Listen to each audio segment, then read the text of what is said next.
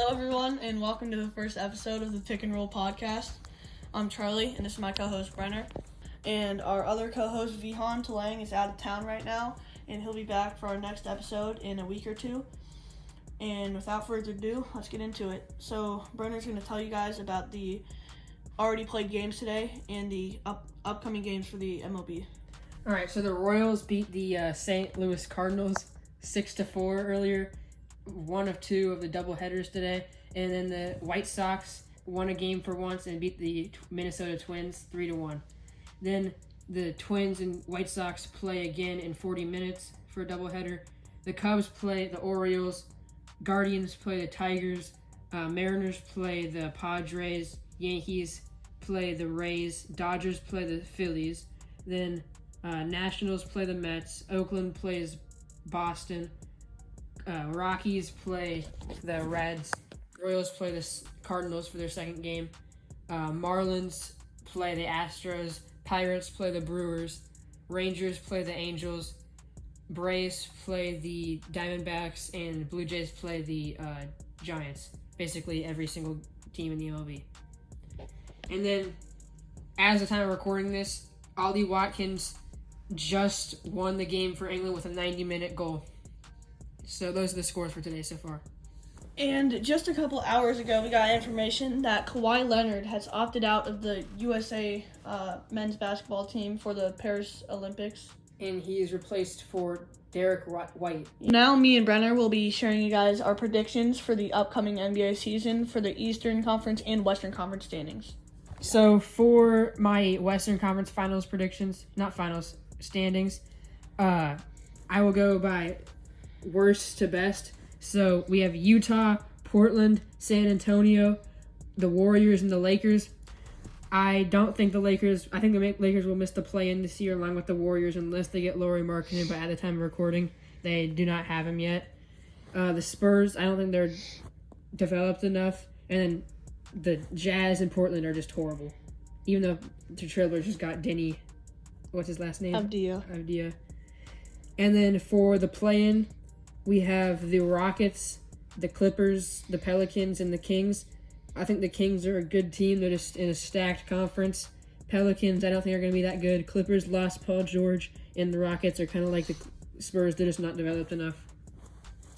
And then for the guaranteed playoff teams, we have the Grizzlies as long as Josh stays healthy, the Suns, the Nuggets, OKC, Dallas, and Timberwolves.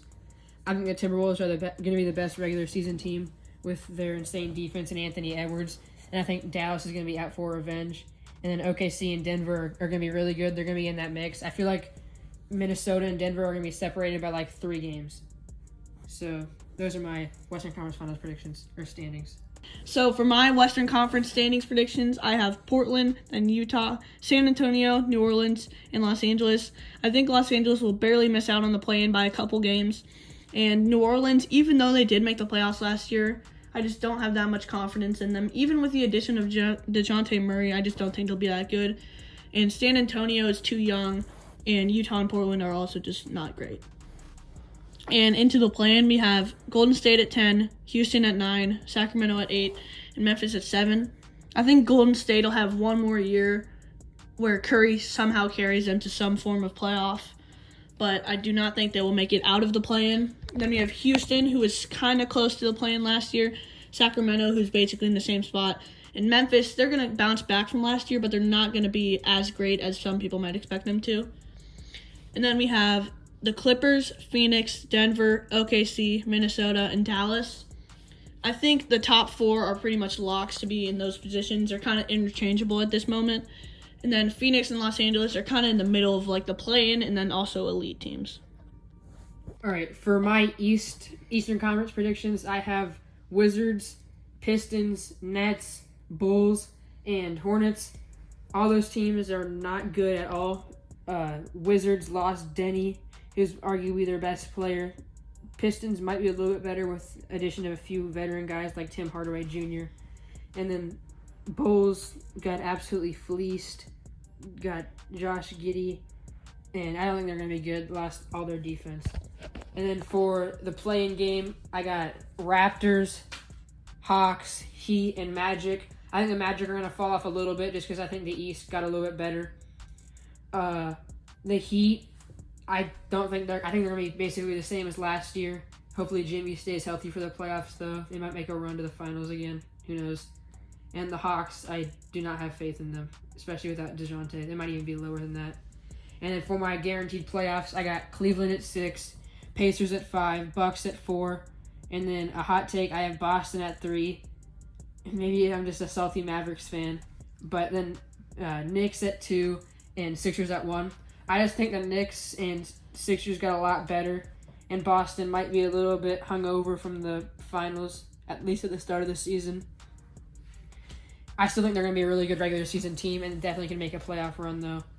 And then Milwaukee, their team's extremely, extremely old. They're just going to start regressing from here unless they get a young superstar, which I don't think they did.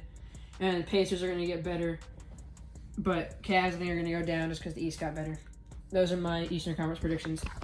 So now for my Eastern Conference predictions, I have, from worst to best, Washington, Charlotte, Detroit, Brooklyn, Chicago. Obviously, Washington and Charlotte, they're like basically as bad as you can get. Detroit, I think, will go up a little bit, even though they didn't get that much better. I just think Charlotte and Washington are that bad. And then Brooklyn and Chicago, they're just like in a terrible position. They don't play bad enough to get a good draft pick, but they play just bad, so then they don't make the playoffs. So it's kind of a tough spot for them. Then at 10, we have Toronto, 9 Atlanta, 8 Orlando, and 7 Indiana. I know Indiana at 7 is kind of, some people might be surprised by that, but they were basically at that spot last season, and it didn't get that much better in the offseason. In Orlando, I just think they kind of got semi-lucky last season, but they're still going to be a solid team. Then Atlanta and Toronto, they're basically bound to be anywhere from 9 to 12. And then my definite playoff teams, I have Miami, Cleveland, Milwaukee, Philadelphia, New York, and Boston. I think Boston's going to go back to the 1 seed again because they are just still stacked. They have basically a full all-star starting lineup. And New York and Philadelphia. New York is obviously really good still. And Philadelphia got the addition of Paul George, which will help them a lot. Milwaukee, Cleveland, and Miami. They're all just solid teams that could be anywhere from like 4 to 8. So it's kind of hard to place them, but we know Miami can make a crazy run, so it's kind of hard to see. So now we're going to go over the free agency re-signings and new additions and all that stuff. All right, so the main signing that's probably the biggest this season, off-season, has been Paul George to the Sixers. Probably still going to get eliminated in the second round, but at least they're going to be a good regular season team. And then Isaiah Hartenstein to the Thunder, which they needed some backup center help. DeMar DeRozan to the Kings. Now they have the most clutch team in the NBA. You got KCP to the Magic, some good shooting and veteranship to add to that team. Then Clay to the Mavericks, breaking up the Splash Bros. I think he'll do better than 0 for 10 in the playoffs this year, hopefully. And then Tobias Harris to the Pistons, some good veteranship, and I'm pretty sure, he cut down his contract a little bit, which is good for the Pistons. And then those are the main ones. The rest are just kind of role players, but we'll name some of them. Malik Beasley to the Pistons, Jonas Valanciunas to the Wizards. That's a pretty decent signing. Caleb Martin to the Sixers, some more depth. Nicholas Batum to the Clippers. DeAnthony Melton to the Warriors. That's a good signing in my opinion. And then Buddy Hield to the Warriors, replacing Clay for some shooting with Steph. So I personally think the best signing here, I'm not going to go with Paul George, surprisingly. And this might sound kind of biased because I'm a Thunder fan, but the Isaiah Hartenstein signing is really important for the Thunder because, especially since they have Chet. Chet is basically a human stick figure, so they really need Isaiah Hartenstein's size, rim protection, and all that. I feel like that's going to be a great front court pair with Chet. And another one I think is really good is DeMar DeRozan to the Kings, and like Brenner said, it's just going to make them super clutch because DeMar DeRozan and De'Aaron Fox are some of the clutchest players in the league. And even though I don't think it'll make them that much better, I think it'll still be a solid addition to help out this semi-young Kings team. So our final segment today will be going over our division winners for each NFL division. So I'll start us off. I think one of the easiest decisions, the Chiefs will win the AFC West. The AFC South, I have the Texans winning with all their off-season additions. The AFC East, I think the Jets are going to somehow make the playoffs, but I think the Bills are still going to run that division. And the AFC North, I think the Bengals are going to bounce back after their season, and they're going to surprisingly win it over the Ravens. All right, for my AFC predictions, I have the Chiefs winning it. I have them going 12-5. Mahomes is going to get more used to his receivers.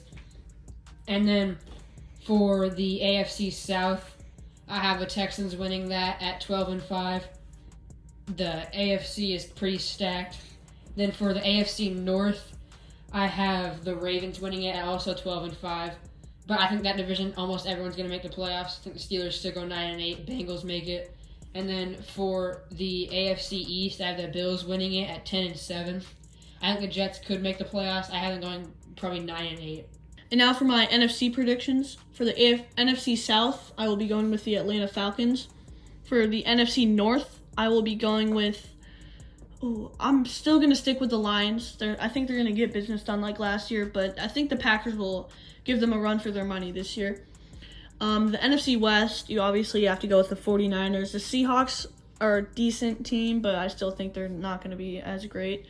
And for the NFC East, I think the Cowboys are going to win it over the Eagles barely by about one game, most likely. But the Cowboys are still not going to do anything in the playoffs, and I think the Eagles will go farther than them. For my NFC predictions, in the NFC South, I have the Saints winning it. That division is horrible. I think the Saints are going to go 8-9. Maybe Falcons go 8-9 too, but Saints get the tiebreaker somehow. Then for the NFC East, I have the Cowboys winning it at probably 12-5. Still not going to do anything in the playoffs like they do every year. Then the NFC North, I think the Lions are going to win it at probably 11-6 or 12-5. Packers might be close, but the rest of that division, it's just horrible, or they're too young like the Bears. And then the NFC West, I think the 49ers win it at probably 11-6 or 12-5. Rams might do good too with the signing of Tre'Davious White. And that'll about wrap it up for this week's episode. We'll try to make a podcast about every week or two, probably. And yeah, that's about it. We'll see you guys in the next one. Also, other times we're going to make them longer. This one's just the first episode. Yeah, we'll have longer episodes. We're just kind of testing the waters with this one. We'll also have Vihan back in probably our next episode, so I'll make it longer. But yeah, that's about it. See you guys in the next one.